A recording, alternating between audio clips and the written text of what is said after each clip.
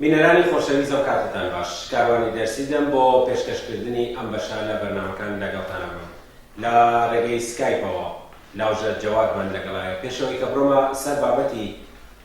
مۆزوعی ئەم بەشە لە بەرنامەکەمان پێم خۆشە بە خێراتنی لاوژە جەواد بکەم. لاوژە بەخێر بێ بۆ ئستودیۆی تەلەڤیزیۆنی پەرتەوە لە ڕێگەی سکایپەوە. زۆر سپاس بۆ تۆ هاوڕێکاران، سپاس بۆ تۆ سڵاو ڕێزم هەیە بۆ خۆت و بۆ هاوکاران و بۆ هەموو بینەرانی بەرنامەکانتان. هەروەها سڵاو و سپاسی ئێمەش بۆ تۆ هاوڕێ لاوژە. بینەرانی خۆشەویست، هەر وەک ئاگادارن ماوەیەک پێش ئێستا ڕێکەوتنێک لە نێوانی زوتنەوەی گۆڕان و هەروەها یەکێتی نیشتمانی ڕوویدا و کۆمەڵێک ڕێکەوتن نامەیان ئیمزا کرد. بەڵام ئەم دەرەنجامی ئەم ڕێکەوتن نامە ئیمزاکردنەوە دەنگدانەوەی بە دوای خۆیان هێناوە. ئەوە منیش پێم خۆشە وەکو مۆزوعی ئەم بەشە لە بەرنامەکە بڕۆمە لای هاوڕێ لاوژە جەواد و پرسیاری لێ بکەم بۆچی لە ئێستادا کێشمەرکش و شەڕی ڕاگەیاندنی نێوان گۆڕان و پارتی تند بۆتەوە. ئەمە وەکو پرسیارێکە پێم خۆشە هاوڕێ لاوژە وەڵامی بداتەوە. فەرموو هاوڕێ لاوژە. بەڵێ دیارە ئێوە لە پێشەچەکە ئینشاڵەتان بە ڕێکەوتنامەی نێوان گۆڕان و یەکێتیدا کە دوو هێزی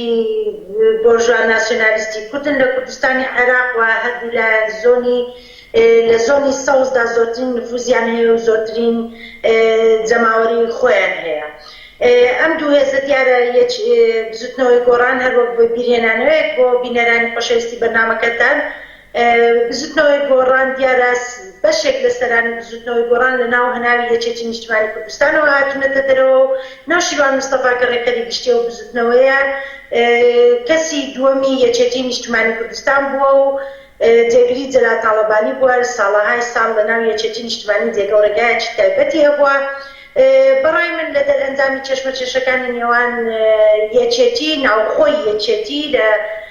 ناوخۆدا لەسەر دەسەڵات و گرتنی دەسەڵات لە دەورەی داهاتوودا و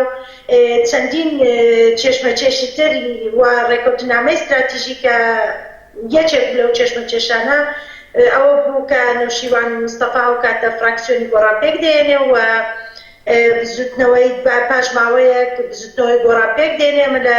لە چ بارودۆخێکە ئەم شتانە ڕوویاندا لە بارودۆخێکە ڕوویاندا کە ژیانی خەڵکی کوردستان تقریبان بەرەو نۆرمالتر دەچوو، ئیشوکار هەبوو، خەڵک موچەی هەبوو، داواکاریەکانی خەڵک بۆ ماف و داخوازیەکانیان ڕۆژانە لە زیادبووندا بوو، چێشمەچێش و ناڕەزایەتی خەڵک بەرامبەر دیارنەمانی بودجە و داهاتی کوردستان بەرامبەر بە نەمانی نەوت بەرامبەر بە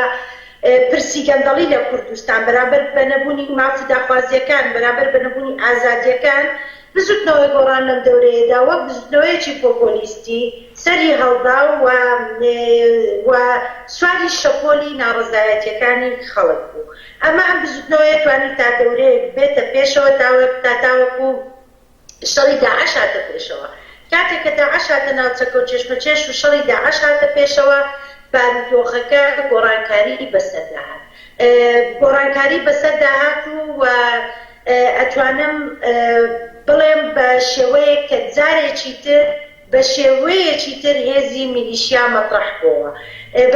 بە شێوەیەکی تر یەکێتی نیشتیمانی توانی هەستێتەوە و خۆی مەطرح بکاتەوە بە بەشداریکردنی لە شەڕ لەگەڵ داعشدا. بەڵام ئێستا بارودۆخەکە ئەچێتە ناو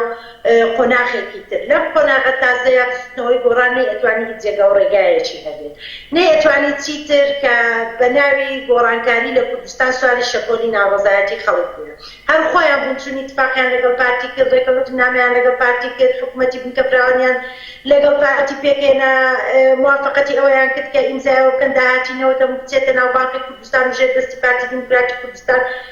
ئەوان زۆر شتیان کرد کە ئەوەیان بە خەڵک نیشاندا کە ئەوان نین بەرگریکارن لە ماف و داخوازیەکانی خەڵک و لە هەمان کاتیشدا شەڕی چەکدارانە هاتە پێشەوە، چێشمەچێشەکە زۆر لەوە گەورەتر بوو، وەزعیەتی ناوچەکە زۆر لەوە زیاتر شلەقا، زنهێزەکان لە ناوچەکە هاتنە پێشەوە کاتێک ئەڵێن زنهێزەکانەوە بکە دنیا جارێکی دوو قوتبی بۆەوە قوتبی رووسیا و قوتبی ئەمریکا هاتنە پێشەوە و هێزە سیاسیەکانیش لە کوردستان ئەو دوو هێزە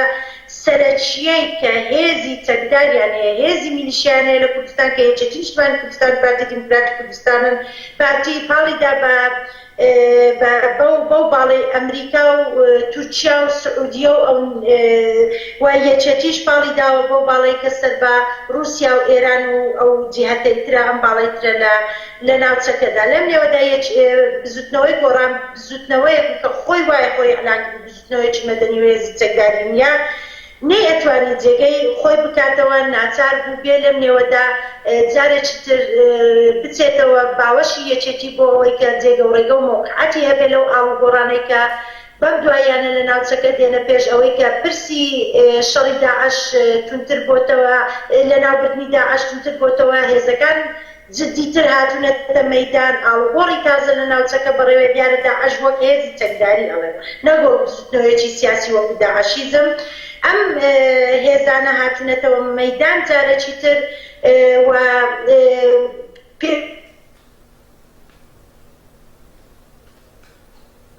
ئێتا زوتنەوەی گۆڕانی جێگە و ڕێگە و چێشمە چێشێکی نەبوو لەو نێوەدا ناچار بجارێکی تر پاڵ بداتەوە بە یەکێتی نیشتیمانی کوردستان و ڕێکەوتن لەگەڵ یەکێتی نیشتیمانی کوردستان ئیمزا بکە هەتا ئەو ئاستەی کە ڕێکەوتنەکە احتمالی ئەوەی لێکرێن لەوانەیە خۆیان ئەڵێن لەوانەیە بگاتەوە ئاستی یەکگرتنەوەش لەنانە بژنەی هاوبەش و سەرکردایەتی هاوبەشیان پێکەناوە بۆ ئەوەی کە ئیش و کارەکانیان ببەنە پێشەوە بەیەکەوە و ئەو شتانێک کە زیاتر پەیوەندی بە خۆیانەوە هەیە کارەکان ئەنجام بدەن لەم نێوەدا بزوتنەوەی گۆڕان کە خەریک بوو دەبووە یەکێتی نیشتیمانی کوردستانیش لە ناو چەشمە چێشە ناوخۆییەکاندا خەریک بوو زیاتر پەرەی دەسەند و دەدەگراوەک ئەوەی هەردوو لە بە جۆرێک پێویستیان بەو ڕێکەوتنە بۆ لای بێکەوە ڕێکەوتن چوونە پێشەوەی بەڵێ هاوڕێ لاژە دێمە ناو قسەکانت دیارە ئەمەوێ ئەو پرسیارەت ئاراستە بکەم ئایا ئەم ڕێکەوتنەی نێوان گۆڕان و یەکێتی بۆ تەوازن و هاوسەنگی هێزە کوردستانیەکانت لە کوردستان ئەگەر وایە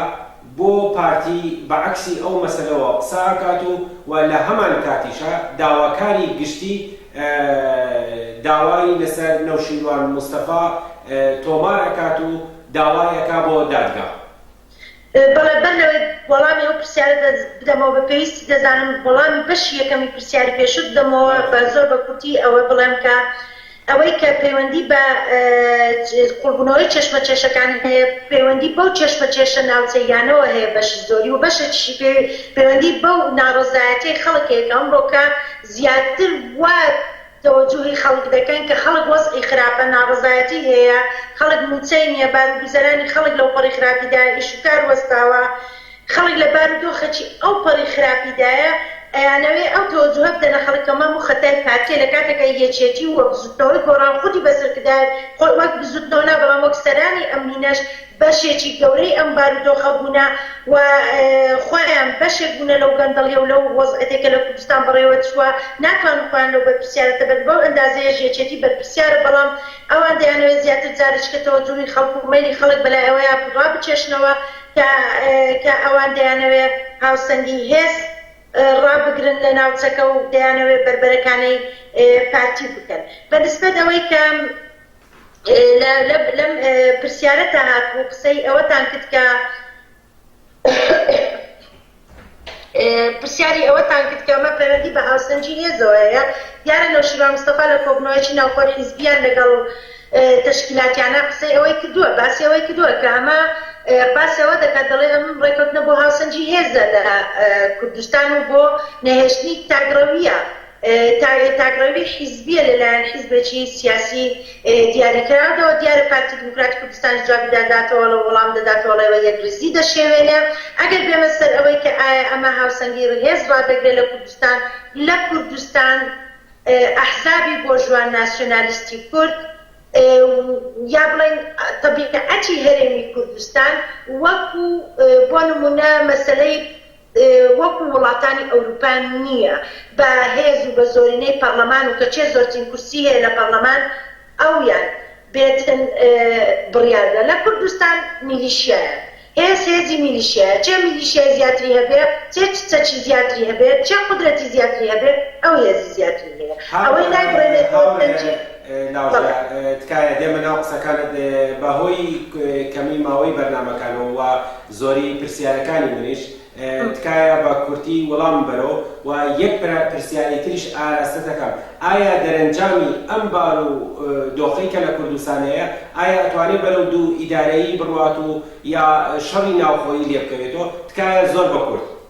بەڵێ دیارە من ویستم خۆم بچمە سەر ئەوە ئەم ڕێکەوتنەی نێوانی یەکێتی و گۆڕان جارێکی تر ئەمەی هێزی خۆیان ئەم دوو حیزبە هێزی خۆیان لە ناوچەی سەوز لە زۆنی سەوز جارێکی تر هێزی خۆیان تونت کردەوە و کوردستانیان بەرەو دیارە دوو ئیدارەیی هەر هەبووە بەڵام زیاتر بەرەو دوو ئیدارەیی کردەوە خەریکە کوردستان بە عەمەلیە بێتە دوو هەرێم هەرێمی سلێمانی و هەرێمی هەولێر ئەمە هیچ شاراوە نیە و پارتی هیچ جێگە و ڕێگە و مۆقعاتێکی لە ناوچەی سلێمانی نییە و یەکێتیشی جێگە و مۆقعاتێکی لە ناوچەی هەولێردا نییە ئەوەی کە بۆ شەڕش دەگەرێتەوە هەموو شتێ احتیمالی هەیە ئەحزابی ناسیۆنالیستی کورد زۆر بێپرەنسیبن ئەوەی بۆیان مهم نییە ئەوەی بۆیان گرنگ نییە خەڵکە ئەوەی بۆیان گرنگ نییە بەرژەوەندیەکانی خەڵکە ئەوان لە ساڵی نەوەتەکان ساڵەهای ساڵ خەڵکی کوردستانیان بە کوشدا بازارها خەڵکی گەنجیان لە وڵاتە خەڵکی بێتاوانیان لەم وڵاتە بە شەڕی ناوخۆ بە کوشدا و دوای ئەوەش وەکەوەی کە چۆلەکەیان کوشکە لەسەر مێزی مفاوەزات بێتەوە دانیشتنەوە وەکەوەی کە هیچ شتێک ڕووی نەدابێت ئەمانە هیچ شتێکیان بۆ مهم نیە و مەش ئەگەرێکە خەڵکی کوردستانە بێ بوریا بێت چاوکراوە بێ بە تایبەتی لە هەندێک ناوچە هەیە کە دا ئێستا سنوورە ئیداریەکان بڵێن وەکو ناوچەی هەولێر و سلێمانی ئەوانە دیاری نەکراوە بۆ نمونە لە ناو کەرکووکدا هەر ئێستا هێزی ئاسایشی هەولێر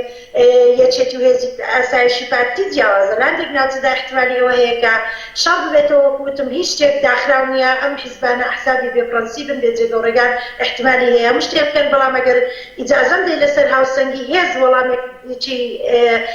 پرسیارەکەت بدەمەوە بەڕاستی لە کوردستان وەکو وتم میلیشیا حکوم دەکات ئەوەی جێگە و ڕێگەی نییە ئەوەیە کە ئەم حیزبانە بەنسبەت ئەوەی کە داواکاری گشتیش داوای لەسەر نەوشیروان مستەفا تۆمار کردووە و تەنانەت بڕیاری بەناوی ئەوەی کە لە دادگا ئامادە نەبووە کە عەلی ئەساس چەند تۆمارێکی دەنجام لەلایە وانیشان دەدا کە نەوشیروان مستەفا هەڕەشەی کردبێ لە هەندێک یاخود لەگەڵ کۆمەڵێک کەس باسی لە سوتاندن و هێرشکردنە سەر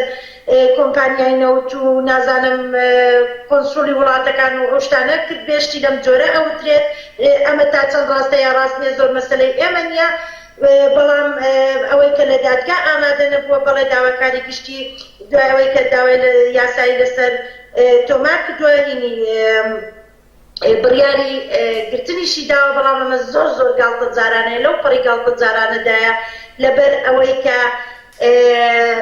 ئەگەر ئێمە سەیرە بکەین داواکاری گشتی لە هەولێر دەسەڵاتی پارتی لە هەولێری جێگە و ڕێگایەکی نەچێتوانێت بەستە لە هیچ کەسێک دەستگیر بکات و لەلایەکی کەش من دەبێت ئەمە بڵێم ئەمە بپرسم چێ تاوانبار نییە لە کوردستان ئەوەی کە هەڵەگەڕێتەوە بۆ سەر ئەوزاع و ئەحواڵی کوردستان دیارە بە ئەم ڕووداوانەی ئاخیر لە کوردستان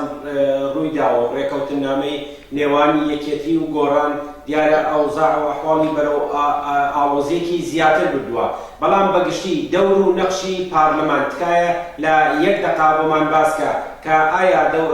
پارلەمان بۆ خۆی دەور و نەخشێکی هەیە ئەگەر هەیەی ئەتوانێت تەئسیرگوزار بێت لەسەر هێوەرکردنەوەی بارودۆخەکە ئەگەر نا بۆچی ناتوانێت تەئسیرگوزار بێت لەسەر بارودۆخی کوردستان تکایە لە یەک دقیقە فەرموو بەڵێ دیارە زۆر سەختە پرسیارە لە یەک دقە وەڵام بدرێتەوە بەڵام من دەمەوێت ئەوە بڵێم کە پەرلەمان دامودەستگایەکی کارتۆنی گاڵتەجارانەیە تەنها بۆ جوانکردنی و نیشاندانی بەحساب وەچی کوردستان بوو هەمومان بینیمان کە پارتی دیموکراتی کوردستان بەهێز ڕێگەی لە سەرۆکی پەرلەمان کرد لە مەنتقەی دێگەڵە لە ناوچەی سنووری خۆی و نەیهێش سەرۆکی پەرلەمان بچێتە هەولێر بچێتە پەرلەمانی ڕاگرت پەرلەمان نەکە ئێستا کە حیزبەکان خۆیان ئەڵێن کارانی و ئەبێ کارا بکرێتەوە کە هیچ لە دۆخ و لە بارودۆخ و لە وەزعەکە ناگۆڕێت بەڵکو لە هیچ بارودۆخ و لە هیچ شرایطێکە پەرلەمانێک وەک پەرلەمانی ئەوروپا نەبووە بۆ نمونە وەک پەرلەمانی دەوڵەتێکی دیموکراتی نەبووە یا وەکو تەنها و دەستگایەکی کارتۆنی بۆ کۆمەڵێک هەندێک لە کەوادری حیزب و ئەمانە بوونەتە ئەندام پەرلەمان و معاشێکی زۆری هەوڵگرتەوە بۆ خۆیان لێی دانیشتن و کەس دەیزانەوە هیچ جێگە و ڕێگایەکیان نەبوو نەیانتوانەوە هیچ تەئسیرگوزار بن لەسەر ژیانی ڕۆژانەی خەڵکو و لەسەر گوزەرانی خەڵکو و لەسەر هیچ شتێکی تر. تۆ وتت یەک دەقەت ماوە بۆ ئێمە لە کۆتایی ئەمە بڵێم ئەوەی کە زۆر گرنگە ئەوەیە کە خەڵکی کوردستان ئەبێ زۆر وریاتر چاوکراونەتر لەگەڵ ئەم شتان ئەم هێزانە بەرخوردکەن پەرلەمان و هێزی پەرلەمان و ئەمانە چیکە ناتوانێت شاری ئەوان دەردی ئەوان چارە بکە ئەوەی کە ئەڵێن پەرلەمانکارا بکرێتەوە کێشەکان چارەسەر دەکرێت پەرلەمانکاراش لە ساڵانی ڕابردوودا ئەوە چەند ساڵێکە کێشەی موچە هەیە ئەمانە هیچ کێشەی خەڵکی کوردستان چارەسەر ناکە خەڵکی کوردستانە بێ خۆیان ڕێکخراو بن یەکگرتوو بن خۆیان بێنە مەیدان هێزی خۆیان یەکگرتوو بکەن و خۆیان لە ڕێگەی خۆیانەوە ئەم هەستەیانە بێحساس بمسلێت کە کوردستانی ئەوانە وڵاتی ئەوانە ئەم جز و جەردە و ئەم مافیانە نین کە ئەمڕۆ حکمی کوردستان دەکەن زۆر ڕێگەی جۆرا و جۆر هەیە کاتوان خۆیان لەم ڕێگەیە لە ڕێگەی مەسەلەن پێکێنانی دەستە و کۆبوونەوەی گشتی خۆیان بگورە لە ڕێگەی پێکێنانی دەستەکان لە ڕێگەی کاریهێرەوەزی لە ڕێگەی پێکێنانی بە جۆرێک لە شوڕا و لە ئەنجومەنی خۆیانەوە بێنە مەیدان و بتوانن گروپ بۆ خۆیان نیشان بدەن کە ئێرە ئەو کوردستانە کوردستانی ئێمەیە وڵاتە وڵاتی ئەم دز و جەردانە نییە و زۆر ڕێگە چارەشەیە لەم ڕێگایەوە هەتکرێ بگرێکرێت لە بەرنامەی ترا قسەی دەکەین بەڵێ. بەڵێ سپاس بۆ تۆ هاوڕێ لاوژە جەواد ئەندامی حزبی کۆمونیست کرێکاری کوردستانی عێراق داوای لێبوردنت لێکەین لەبەر کەمی ماوەی بەرنامەکەمان من هاتمە ناو قسەکانت و بە بەردەوامی تەزەکوری ئەوەی ئەدا کە کاتەکەمان کەما هیوادارم لە بەشەکانێکی بەشەک داهاتوەکانی بەرنامەکەمان بتوانین زیاتر پێکەوە قسە بکەین و سپاس بۆ ئەوەی بینەری خۆشەویستیش کە تا دوایین بەشی بەرنامەکان لەگەڵمان بوو.